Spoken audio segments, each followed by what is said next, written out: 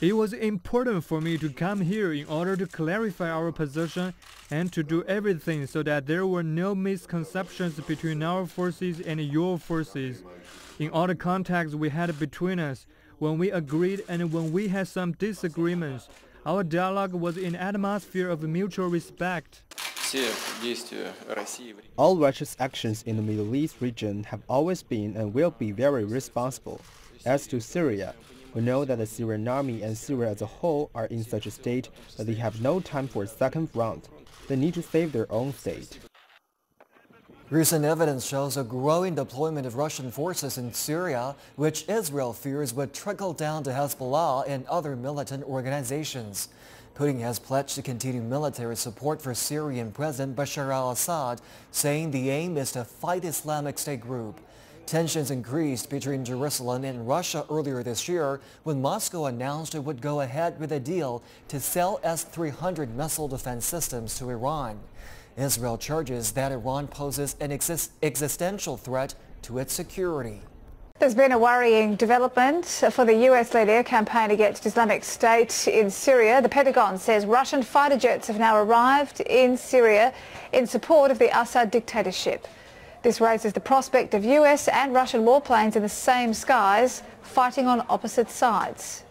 Meanwhile, US officials have also said Russia has sent fighter jets to Syria and believe Moscow is building up its military presence there as Syrian President Bashar al-Assad loses ground to the various rebel groups confronting him. On Friday, the US and Russian defense ministers spoke by telephone for the first time in more than a year to discuss the recent development.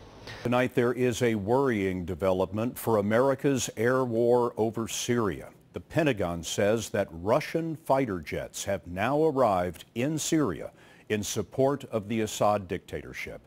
This raises the prospect of U.S. and Russian warplanes in the same skies fighting on opposite sides. Here's Chip Reed. In addition to the fighter jets, these satellite photos of the base taken in the last few days also show Russian helicopters, transport aircraft, tanks, and armored personnel carriers. Some U.S. intelligence analysts believe the weapons could be used to attack rebel forces, threatening the regime of Syrian President Bashar al-Assad, Russia's longtime ally but an enemy of the U.S. One U.S. official recently said Russian military intervention in Syria would be a game changer, creating the potential for run-ins with U.S. warplanes that are conducting airstrikes against ISIS in Syria.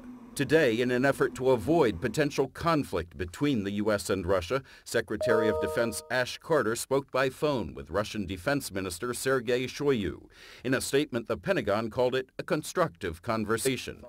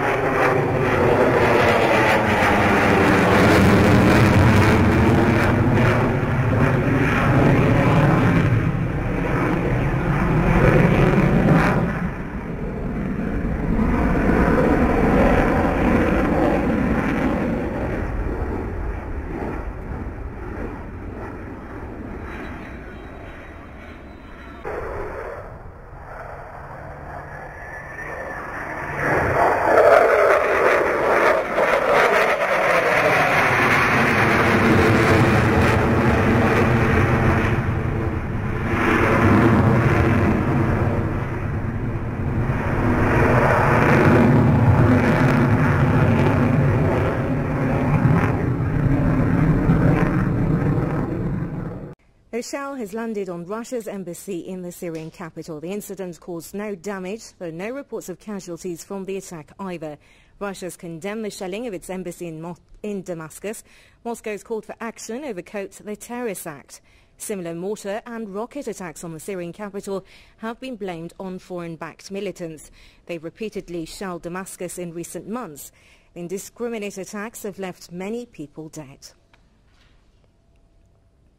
Earlier, our correspondent in Damascus, Mohammed Ali, gave us an update on the shelling of the Russian embassy. Of course, this is not the first time the foreign-backed militants who are in eastern Al-Ghouta, particularly Jobar and Douma areas that are militant-held areas, usually attack Damascus with mortar shells. And of course, this step, as you have just said, comes after the Russian officials' statements regarding the military support increasingly going to Syria to support the Syrian government against those foreign-backed militants. So definitely this is an action that reflects the anger of the militants in eastern Al-Ghouta after such increasing support to the Syrian government.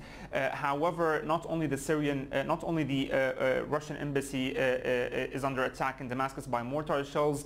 During the unrest, as you know, hundreds of people, civilians, have been killed because of such attacks from eastern Al-Ghouta, particularly where the so-called Jaish al-Islam militant group, which is heavily backed by Saudi Arabia, is always shelling those areas in Damascus. We have supported the Syrian government, I would like to say that, as it confronts a terrorist aggression. We have provided and will provide all the necessary military and technical support. And we call on other countries to join us. People are fleeing Syria primarily because of the military actions that were largely imposed externally by deliveries of weapons and other special equipment. People are fleeing to escape the atrocities committed by terrorists. We know what they do, how they kill people, how they destroy cultural monuments, which I've already mentioned, and so on.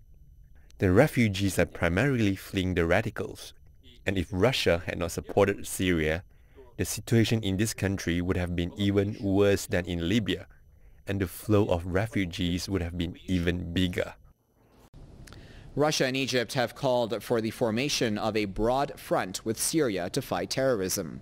The call was made by the Russian President Vladimir Putin after a meeting with his visiting Egyptian counterpart Abdel Fattah al-Sisi. Putin told reporters he's discussed the importance of creating a broad anti-terrorist front involving key regional and international players. He said this front needs to include Syria, which is fighting a multiple-year war with foreign-based terrorists.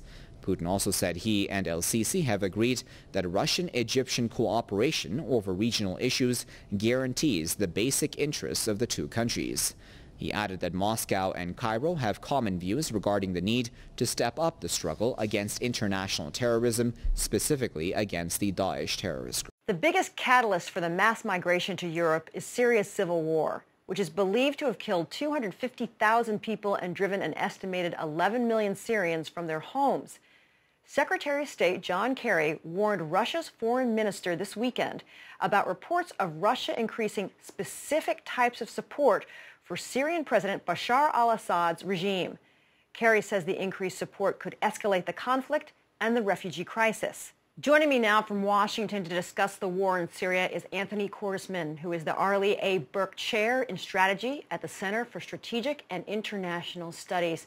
Sir, let's begin with Secretary of State Kerry's concerns. At this point in the conflict, what would a Russian infusion of support for Assad's army and his regime mean? People are concerned as there's evidence that he may be providing, or Putin may be providing, something like 1,000 people's worth of prefabricated housing. And that's led some analysts to believe that Russia may be deploying air units and modern combat aircraft, or a new kind of advisory team. Now, any buildup will help Assad ride out or survive, at least for a while, the opposition. Any kind of active air presence would present serious problems for the United States, for Turkey, for the other coalition countries flying air sorties because of the risk that there might be some kind of incident between the Russians and the air forces operating against the Islamic State. And no matter what happens, that kind of operation would present problems for the United States because our Arab allies, particularly Saudi Arabia, Kuwait, and the United Arab Emirates, are supporting some of the forces on the ground that are opposing Assad directly. This conflict began in 2011. It's 2015. At this point, what stands out to you as the major issues keeping us from a diplomatic solution here? Well, I think there are several reasons, but the most important one is no one has emerged as a credible alternative. Syria is now divided really into four parts. There's a Kurdish area. The Kurds have no great incentive to be part of Syria. They were treated as second-class citizens before this began, and many didn't even have identification papers. You have the Islamic State, which occupies a significant part of eastern Syria, particularly along the river area. It's not a densely populated area, but it's one the Islamic State can actually control.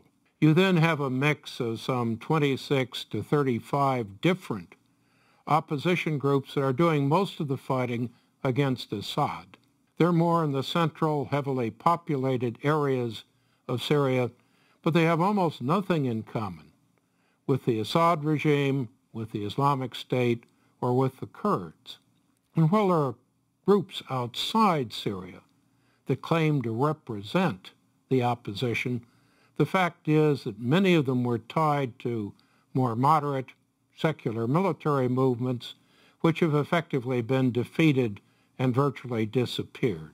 There's been quite a bit of criticism about neighboring countries not stepping in to help ease the humanitarian crisis, Saudi Arabia, Qatar, United Arab Emirates. What's your analysis as why these countries have not stepped in and stepped up? All of them, frankly, are deeply concerned at what these refugees might be and who they might have alignments with. All of them are dealing with their own problems. Iran, Yemen, Islamic State groups, Al-Qaeda in the Arabian Peninsula. And all of them tend to be relatively closed societies where security puts very tight limits on any form of immigration. Anthony Quartersman, thank you so much for helping us understand it a bit more. Thank you. The entry of Russian expertise into Syria, that's changed things, hasn't it? Right. Well, Russia has had a long-time military political relationship with Syria going back to the Cold War years. But what's happening now is that Putin is making a decision from all these reports to amplify the Russian presence in Syria, especially in this base they have south of Latakia.